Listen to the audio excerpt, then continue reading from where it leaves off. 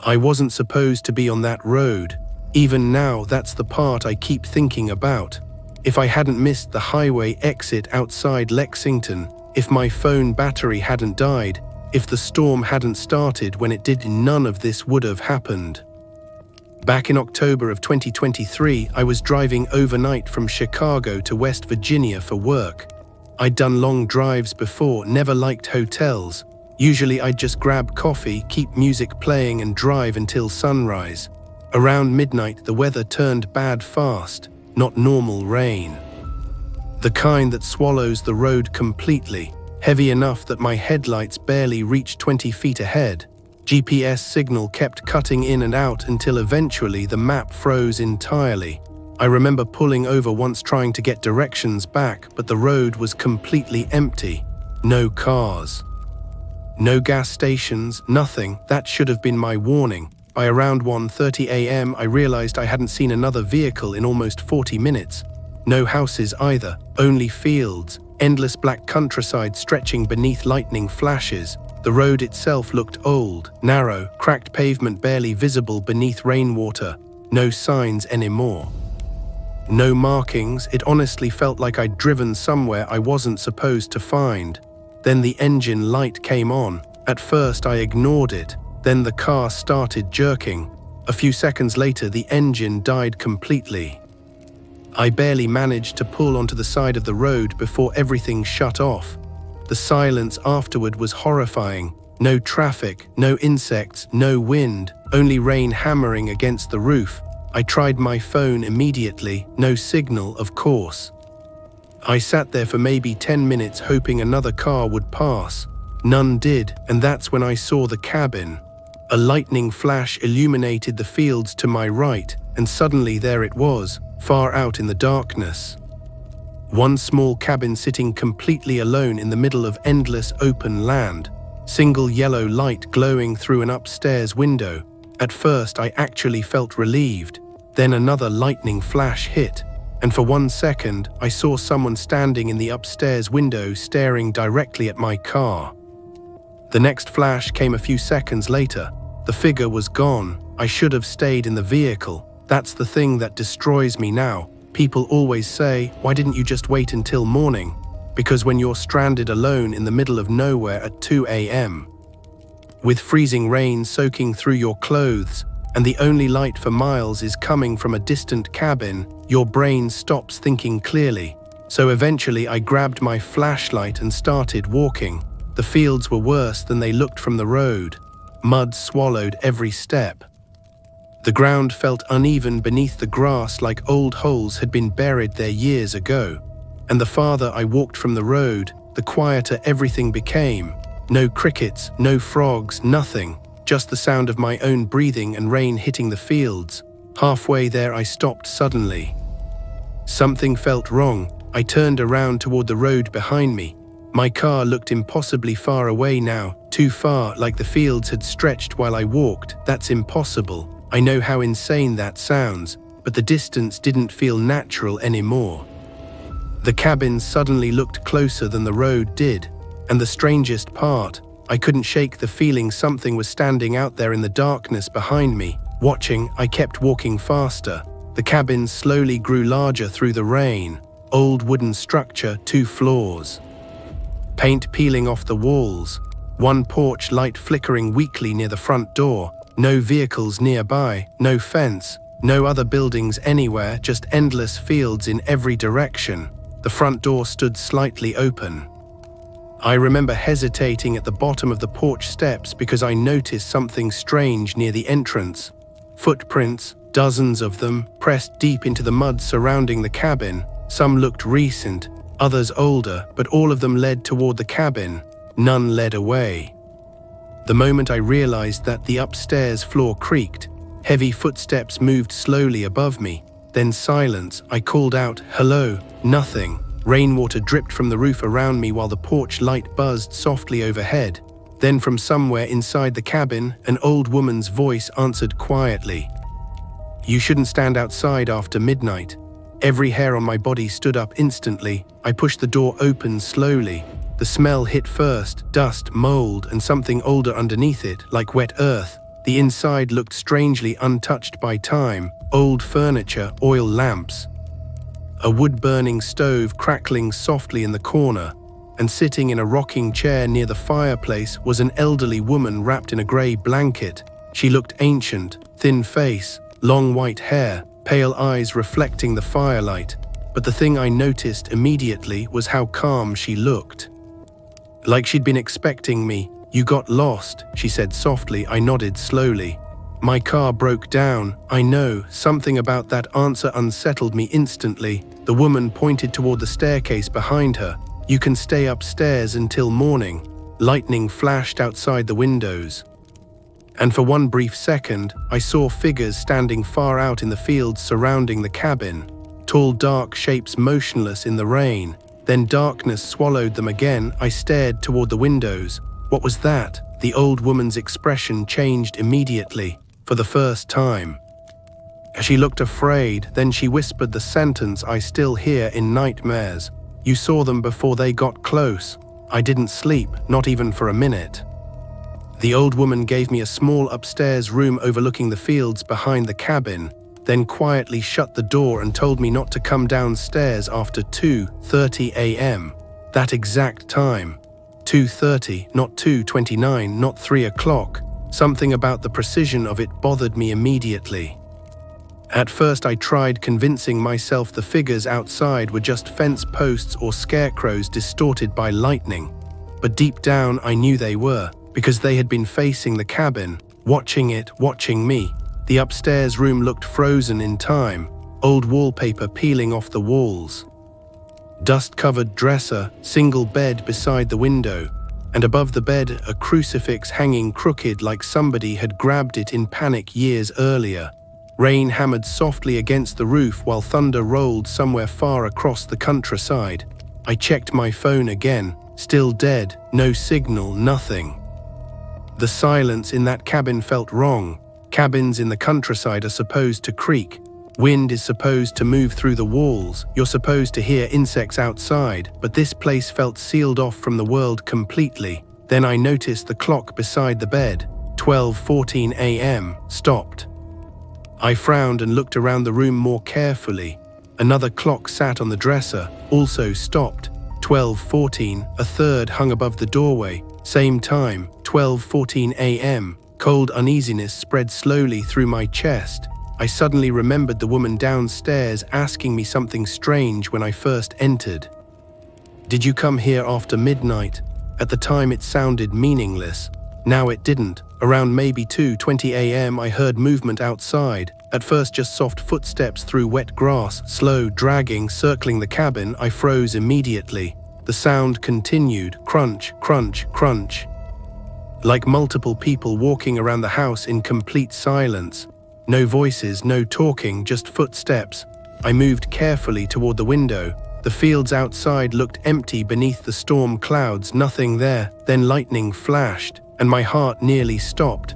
Dozens of figures stood scattered across the fields. Farther away this time, but closer than before. Tall dark silhouettes standing perfectly still in the rain facing the cabin. None moving, none blinking, just watching. Another flash, more of them. Some closer now. I stumbled backward from the window instantly. The footsteps outside continued circling slowly beneath the room. Crunch, crunch, crunch. I remember trying to rationalize it. Farm workers, neighbors, anything, but who stands motionless in open fields during a thunderstorm at nearly 3 a.m.? And why did none of them have flashlights? Then the footsteps stopped completely. Silence swallowed the cabin. I held my breath waiting. That's when I heard knocking downstairs. 3 slow knocks against the front door. The old woman immediately shouted from below, "Don't open it." Her voice sounded terrified now, not angry, terrified. A few seconds passed, then another knock, this one louder. And from outside, a man's voice spoke softly. "Ma'am, my truck broke down." My blood froze because it sounded exactly like me. My voice, same tone, same accent, perfect. The old woman didn't answer. Neither did I. Then the voice outside laughed quietly. Not normal laughter, forced, wrong somehow, like something pretending to understand human emotion. Another knock echoed through the cabin. "Please, you left me outside." I backed farther away from the bedroom door. Every instinct screamed at me not to move. Then the footsteps started again, except now they were inside the cabin. Slow footsteps moving across the first floor beneath me. Not the old woman, these were heavier, dragging, wet. I stared at the bedroom door while my chest tightened so hard it hurt. The footsteps moved toward the staircase slowly, one step at a time. The wood creaked loudly beneath the weight. The old woman suddenly screamed downstairs. "Look away from the door." I don't know why, but I listened. I turned toward the wall immediately just as the footsteps reached the top of the stairs. Silence, then breathing, very close, right outside the room, slow, wet breathing. Something stood on the other side of the door. I could feel it. The old wood creaked softly as if something heavy leaned against it from outside.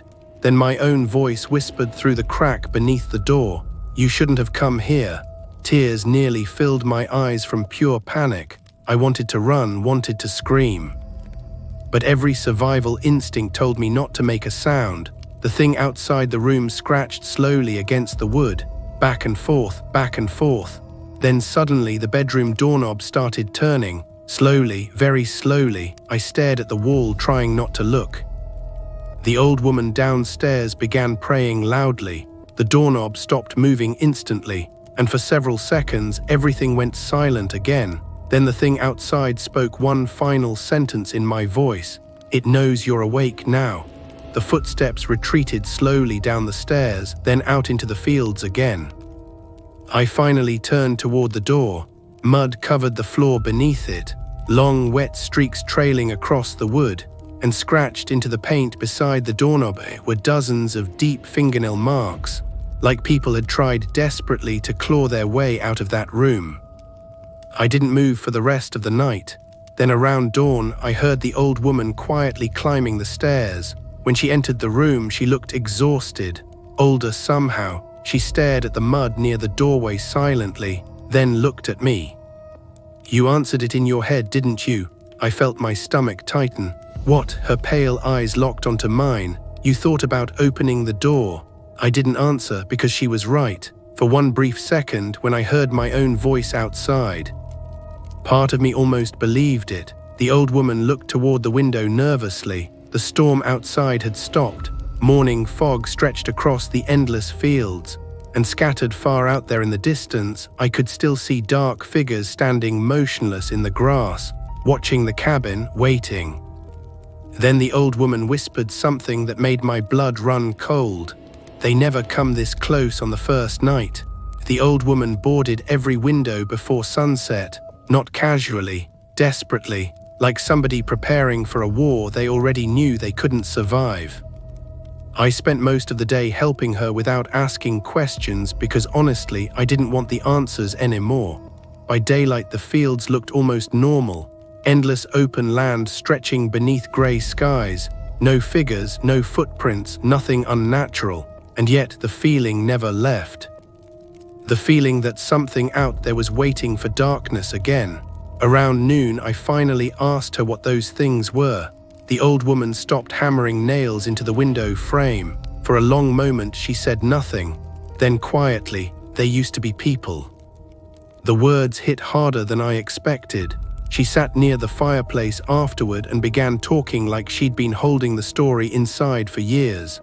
Back in the 1970s, this entire area had been farmland. Small communities scattered across miles of open countryside. Then people started disappearing. Travelers first, drivers, hitchhikers, families passing through at night. Most vanished without a trace. But sometimes someone came back, not alive, not dead either, different. They'd stand outside homes at night staring through windows for hours without speaking. And eventually they'd walk back into the fields. Police searched for years, found nothing. No bodies, no explanation. Then one winter morning, an entire farmhouse disappeared overnight, not burned down, not destroyed, gone. Only empty dirt remained where the house once stood. After that, people abandoned the area completely, except her. I asked why she stayed. The old woman stared into the fire quietly.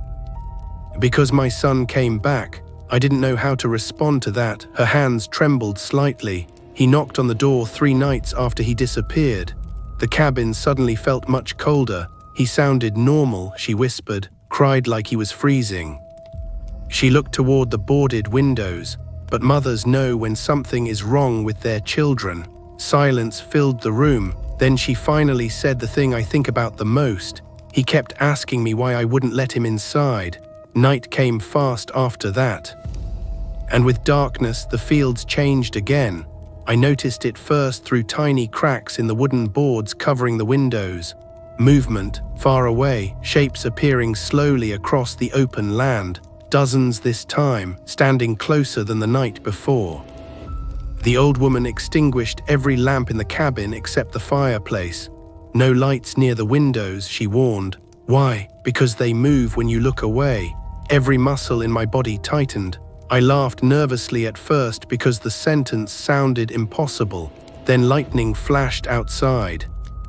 And for one horrifying second, I saw the figures clearly. There weren't dozens, there were hundreds, standing silently across the fields surrounding the cabin from every direction. Tall, thin bodies, arms hanging too low, faces completely pale beneath the rain, every single one staring toward the house. The lightning vanished. Darkness swallowed them again. Then came the sound, footsteps, not circling this time, approaching, hundreds of slow footsteps moving through wet grass toward the cabin together. The old woman whispered, "They know you're here now." The footsteps grew louder, closer. I backed away from the windows, trying to breathe normally while the entire cabin creaked softly around us. Then came the knocking, not one door, every wall, every window, slow knocking echoing from all sides of the cabin simultaneously. My heart nearly burst from panic. The old woman sat completely still beside the fire, gripping something tightly in her hands. An old photograph. Lightning flashed again, and suddenly every knocking sound stopped at once. Silence, pure silence. Then a voice spoke outside the front door, soft, childlike, "Mom." The old woman closed her eyes immediately. Tears rolled down her face. "Don't answer," she whispered to herself. The voice came again, "We're cold." Something slammed softly against the front porch outside. Then another voice joined in. A man this time, "Please let us in." Then another. Then dozens, voices layered together outside the cabin. Men, women, children, all pleading softly through the storm. The cabin walls began shaking gently as hands pressed against them from outside. I couldn't take it anymore. I moved toward one of the boarded windows and looked through a small crack. I wish I hadn't. The figures stood directly outside the cabin now, so close I could see their faces clearly. Their skin looked stretched too tightly over their bones, eyes completely black, mouths hanging open unnaturally wide, and behind them, more figures continued emerging endlessly from the dark fields. An entire crowd surrounding the cabin beneath the rain, watching, waiting. One of them slowly tilted its head toward the window and smiled, not a human smile, something much worse. Then all the voices outside spoke together in perfect unison. He looked. Every figure suddenly rushed the cabin at once. The walls shook violently. Windows shattered downstairs. The old woman screamed, "Run to the truck." She threw something at me, keys. I didn't hesitate. The front door burst inward behind us as pale figures flooded into the cabin, crawling over each other unnaturally fast. I ran through the back door into the freezing rain while the old woman stayed behind. The last thing I heard before reaching the truck hidden behind the barn was her screaming inside the cabin, then silence, absolute silence. The truck started instantly. I drove blindly through the fields while dark figures chased the headlights from every direction, some running, some just appearing suddenly closer whenever I looked away from them. The road finally emerged through the fog ahead. I hit the pavement at nearly 70 miles an hour and never looked back. By sunrise, I reached the nearest town. I went straight to the police, told them everything. They searched the area that afternoon. They found the fields, they found the road, but there was no cabin. No barn, no old woman, nothing, like the place had never existed. The officers assumed I'd crashed somewhere during the storm and hallucinated the entire thing. Eventually, I almost convinced myself they were right, until 3 weeks later. I woke up around 2 a.m. because of knocking. Slow. Gentle knocking against my apartment window.